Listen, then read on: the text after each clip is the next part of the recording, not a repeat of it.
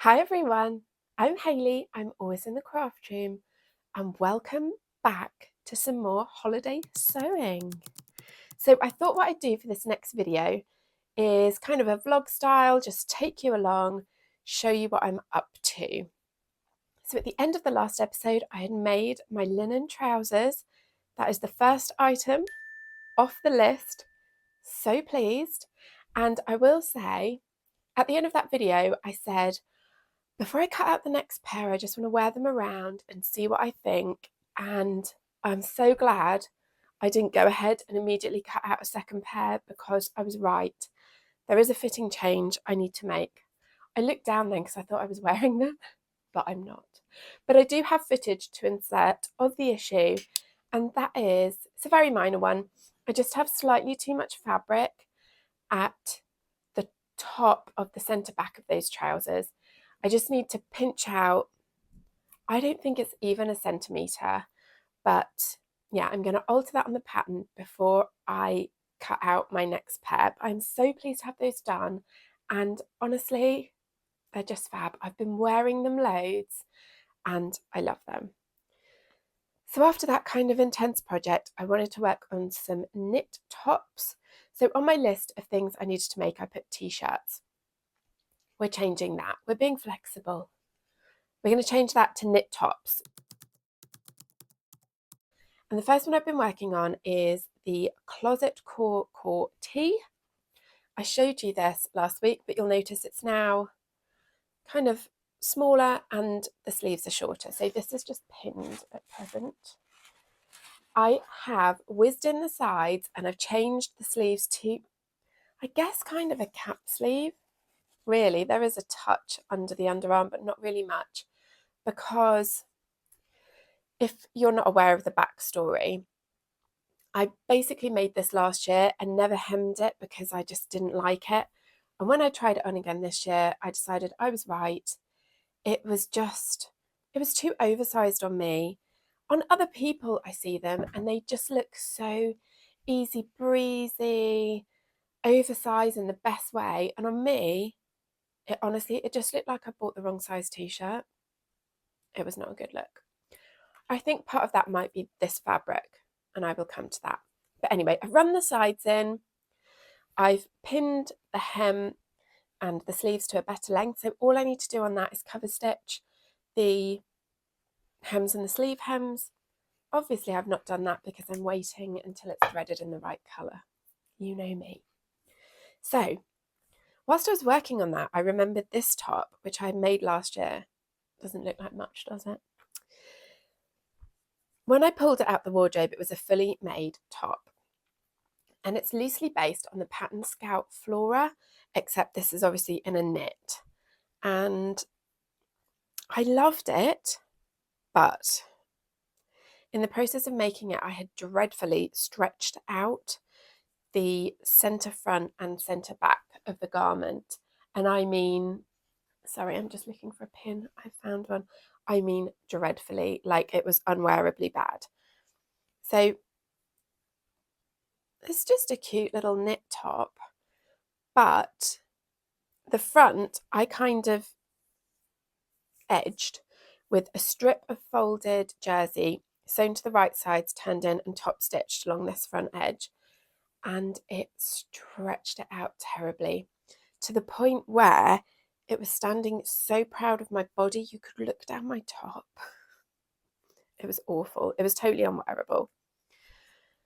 So I hemmed and hawed about what to do with it, and I knew this fabric, and this is what I was coming to. This fabric, I don't know what it is, but it's cheap and it's not good fabric. It's got no recovery. I don't think it's a cotton jersey. I think it's a viscose jersey. But basically just running the presser foot over it is enough to stretch it out.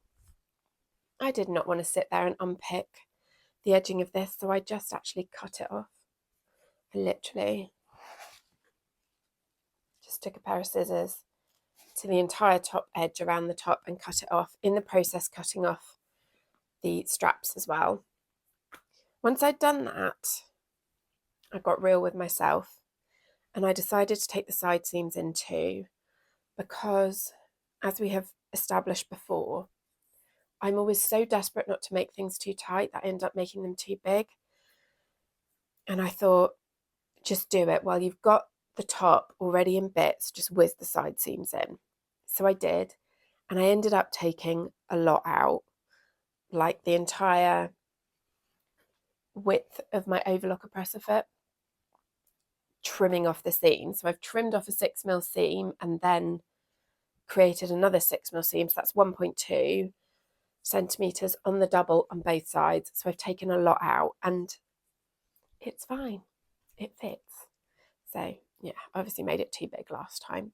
Anyway, back to the top edge. I decided the only thing that was going to tame this horrible fabric was actual elastic. So I took a piece of 6mm elastic and sewed it right sides to the garment. Should have done it wrong side, because when I turned it in, of course, then the elastic was against my skin. So I just applied the elastic on the outside, turned it once, elastic against my skin. I thought that would be itchy, so I had to turn it again. But if I had applied the elastic to the wrong side, I could have turned it once and it would have been enclosed. Anyway, I stretched the elastic as I zigzagged it on, which has pulled it in really, really well. It's now fine. Then I went to add the original straps back on. These straps I faced in the same jersey. Aren't they professional looking? Well, when I pinned these onto the top, and I do not understand this at all, the whole top was raised up really, really high. Now I know I've cut some off the top of this garment, right? But even if I've cut some off, the straps are the same length. So surely it should sit at the same point where it did before. But it's not. It's way higher, to the point where it's right up under my armpits and really uncomfortable. Is it because before it was saggy baggy, so it was just like hanging away from me? I don't know. But whatever. I had to cut new straps. So this little, oh, let's just fix one thing, has now turned into like an entire day's project. Cut new straps, didn't face these, couldn't be bothered. I literally just cut 12cm strips, folded them right sides together, whizzed them through the overlocker, turned them inside out and stitched them on. And I've now got them to the point where the front is indeed stitched on. The back, I want them to cover my bra straps. And I'm fairly happy with this placement, but I'm not entirely convinced. So I need to try them on with a few different bras and just make sure that is in exactly the right place before I stitch them down permanently. But lucky for me, I left the original hem. So once I've got those straps sewn on, it's completely finished.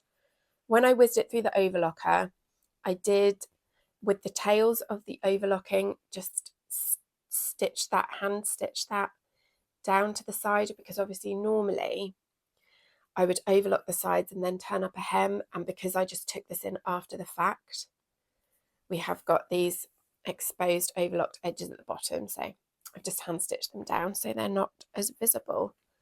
So that's 2 tops nearly done. I was trying to make 4 knit tops for my holiday, and that's 2 pretty much there or thereabouts. It's the end of a long day. Come in the craft room for a bit of peace and quiet. And I've finally finished. Oh, this top, it's just been awful. Start to finish, it's been horrible. And it's like, it's catch-22 with this top, because the reason it's been so difficult is because the fabric's really easy to overwork. So the more it goes under the needle, the more stretched out it is. But because it's so difficult to work with, I keep having to redo things. So it's just like a vicious cycle of it getting stretched out and then me having to redo it. And the more I redo it, the more stretched out it gets. And anyway, apologies for like what a mess I am. I've had this top on, off like 8 times. Positioning the straps. They're now done. I've just spotted a thread I need to clip. Anyway, it's finally done. It's out of my life. Well, it's not out of my life, is it now? It's out of my craft room and into my wardrobe. Another one down. I'm not finished with that awful fabric because the core tee has everything done except for the hems. So what I'm going to do now is be a big grown-up girl, thread the cover stitch in white and just get it done. Do you ever go to the supermarket to buy one thing, just nip in, like one ingredient you need to finish dinner or something, and you come out with 8 things and none of those things are the thing you went in for? Or is that just me? Because I came over here to finish a knit top and I've just realised it wasn't even either of these two. It was this one. I mean, I don't suppose it makes a difference. A knit top's a knit top. They all needed white thread. But it just cracked me up that as I was just hemming this, I suddenly thought, this is not what I came here to do. Anyway, the hem is done, just the sleeves to go.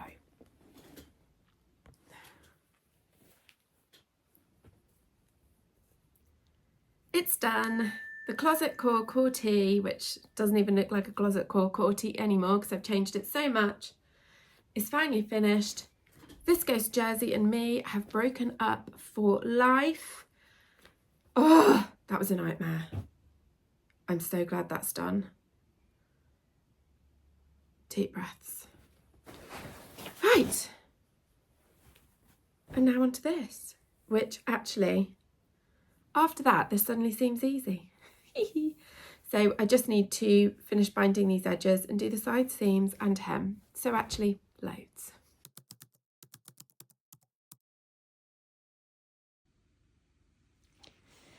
The neckband and armholes are all done. It's looking so good. I'm really, really pleased with it. And I'm really pleased I went with this white binding, actually. I think it just picks up the flowers really nicely. And I think because this has got like a dotty background, it would have just come out weird on a straight neckband that's then put in circularly, if you know what I mean. So just the hem to do, and lucky for me, the cover stitch is threaded in white because I did the closet core tee last night, so I'm going to get on with that. Hem is done. I just did a normal single fold hem and cover stitched it. I did base the fabrics together first, just so that they wouldn't shift as I was doing everything. Since I wasn't making it reversible, that just seemed like the easiest solution. So my top is finished and I can move on to some of all the other stuff that's covering the cutting table. The other items on my list, I'm just checking my notes here. I've been rethinking the skirts, I've got to tell you. So there was a simplicity skirt that I was going to make and I had 2 possible fabrics to make it from. Wait there and I will go and grab them and show you my issue. So here's one of them. The yellow one is still missing in action. I don't know where it's gone. Anyway, I'll pop in a picture of it. This one is a navy viscose twill with gold. Isn't it gorgeous? Absolutely love this fabric. And I also really like the mustard one. But what I have realised is both of these are patterned and therefore I'd want to wear a plain top with them. And I just don't have any plain tops with the exception of my navy Georgia's Portfolio Mellow one, but I think a navy top with a navy long skirt will just look too dark and heavy for summer. I really want a white one, and a white one would also go really well with the mustard, but I don't have any white fabric to make a top from, so I might put the skirts on hold because I don't want to make them up just to realise I've got nothing to wear with them and create myself another problem. But don't worry, I'm still being over ambitious and I've come up with another project, which is a bag. Now, generally, I'm not one for making bags, and I'll tell you why. It's because I can never find hardware for every part of the bag that matches. And I know a lot of people will say, oh, it doesn't really matter, but it's the kind of thing that does matter to me. I can't have some D-ring silver and some antique silver. It would just do my head in. So I've made a few bags in my time. I generally tend to stick to like wash bags, but actual full on like handbags, it's not just the hardware thing. I also find my machine struggles with them. I don't necessarily enjoy getting it all under the machine and all the layers. And if you want to end up with quite a professional looking bag, I think you do need some pretty stiff interfacing, and then it just gets bulky and difficult. But you know, I love a challenge, so I would like to make a backpack out of this fabric. Now this is a home deck fabric. You might have seen it in my stash tidy up video. I bought this to recover a lampshade, and when I brought it home, put it around said lampshade and stepped away, I realised that the scale was too small. It's kind of abstract dots. I don't know if it's a bit animal printy, but that's what it is. It's kind of an ecru colour on navy, and I love the fabric, but can you see the issue with it? Can you see those zigzags? Isn't it weird? I swear in the shop I couldn't see zigzags at all. Even in real life, the zigzags are not that apparent. I can see them, but they're not ridiculous. But on camera, whew! So it wasn't suitable to make a lampshade because, as I say, when I step far enough back, the scale of these dots is so small, it just fades into like pale blue. And whilst I don't dislike pale blue, it's too similar, but not the same as my sofa. So it didn't look good. So it went in the stash and I didn't know what to do with it. I was thinking of trying to make a skirt out of it or maybe some trousers, but the crazy zigzag pattern was putting me off. But anyway, I thought it would be a great backpack because it's upholstery weight, so it's pretty thick. And the reason I need a backpack is that on the plane, we are flying, I don't know if we're EasyJet or Ryanair, but it's one of the ones with ridiculous bag requirements where they're always just slightly smaller than all the other bags you've got. But I'm traveling with two little kids, so I need a lot of stuff on the plane, you know? I need drinks and snacks and colouring pencils and pads and things to distract them. So I want to maximise the space available to me. And I only own one backpack and it's really small. It's like miniature. It won't carry everything I need for the whole trip. So I thought I could make one at the maximum dimensions allowable on our flight and yeah, therefore cram it full of stuff. So this is what I'm going to make it out of. I've chosen the pattern. I will put it on screen. I found this by watching Made with Rach. She went through this pattern company on Etsy and oh my gosh, their bags are stunning. I will link to them below. I will say I haven't even cut this out yet, so I have no idea if they're any good, but their marketing is spot on. All of the sample bags they've made in exactly the same fabric, and it just looks so good on their Etsy page, and it really lets you see the details of the bags. I love it. So I've bought the pattern. I haven't yet printed it off because I can't decide whether to do A4 and tape it or get it done AO. But that's what I'm going to make with that. I've ordered the zips, and the only other hardware you need is some D-rings. And the other thing I liked about this pattern is there's a zipper flap that covers the zip. So if my zip's not like spot on, you won't really see it. So I thought that was good too. So that's another thing added to the list. I've also started on the other bag I'm making, which is a crochet project from Raffia yarn. Gotta say, that stuff is hard on your hands. Like, I knew it would be when I thought about crocheting with basically brown paper. But yeah, I can literally do like half a row a night. And my girls are laughing at me like, you're never going to get that done, Mama. But I feel like it's a good exercise in patience, and slow and steady wins the race. And even if I only do half a row a night, eventually I will have a bag. So we'll see if it's ready in time for my holiday. Anyway, whew, that was a big old brain dump, wasn't it?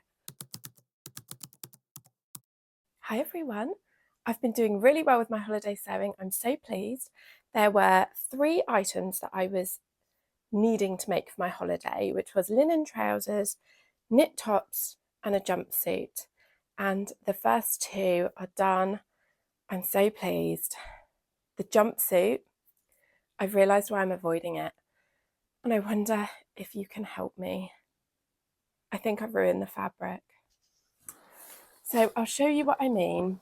You might have noticed it's been like sitting on the desk the whole time because I've just been putting off doing it. And the reason is, when I bought this fabric, it was very clear that, I wouldn't say warp and weft actually, I don't know how it's woven, but anyway, it's made with 2 different colour threads, a white and a blue, and it's such a pretty texture. But can you see all of the like baked in creases on it? I think these are the result of me washing it incorrectly. I have little kids. I do a lot of washing. I hang everything to dry because we don't use a tumble dryer. I just think they're bad for your clothes, they're bad for the environment, they're bad for the electricity bill. We hang everything to dry.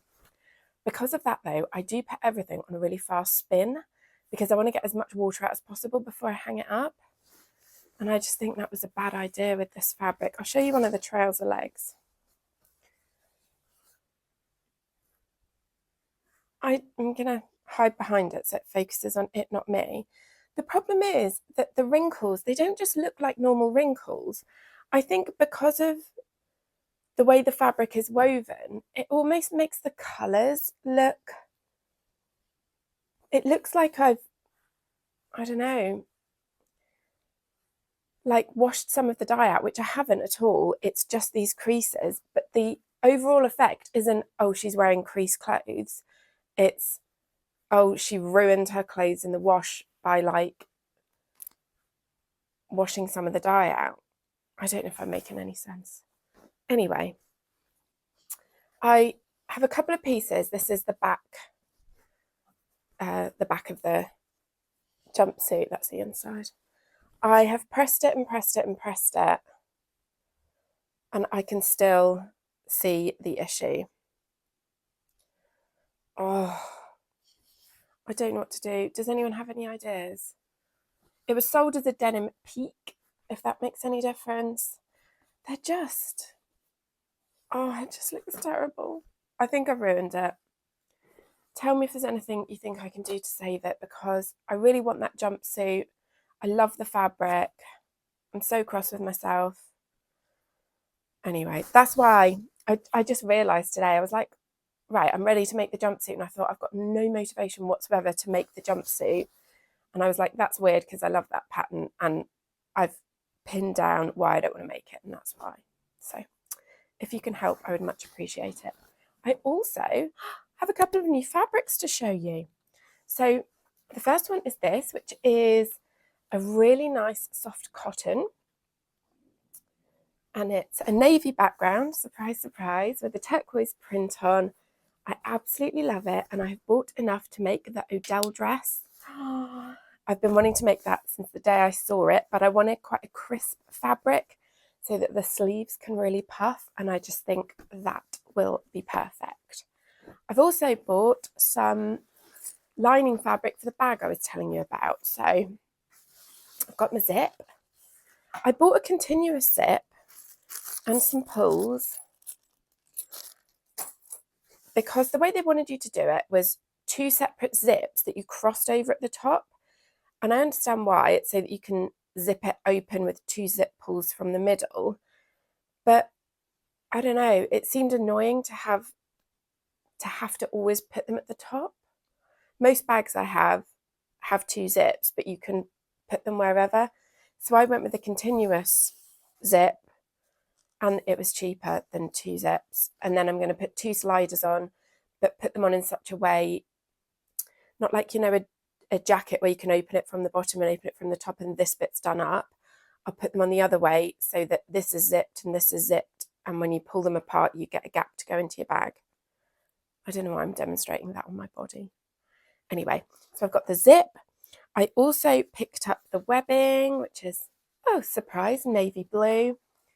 and I got my 2 little slider thingies.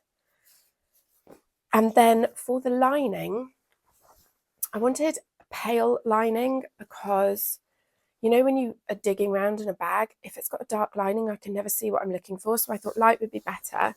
And also the instructions have you bind the seams with cotton tape, which I've also bought. And I just thought, I'm not going to be very neat at doing that. So beige on beige will show my terrible stitching less. You can do it with bias binding from the instructions, but I just thought this would be so much easier because each edge is already finished, so you only have to just wrap it and stitch it. And the pattern on it is this kind of chevron, and I just thought that went nicely with the navy because it's the same colour as these dots. So I've got all my bits and bobs to get started on that. Very excited. The pattern doesn't specify any interfacing. That worried me a little bit, but not enough to buy any because, let me tell you, this bag already stands me at like £70. I'm not even joking. Aren't all the bits and bobs so expensive? And I'm not having a go at the craft shops whatsoever. I guess what surprises me is that you can buy this so cheap, ready-made.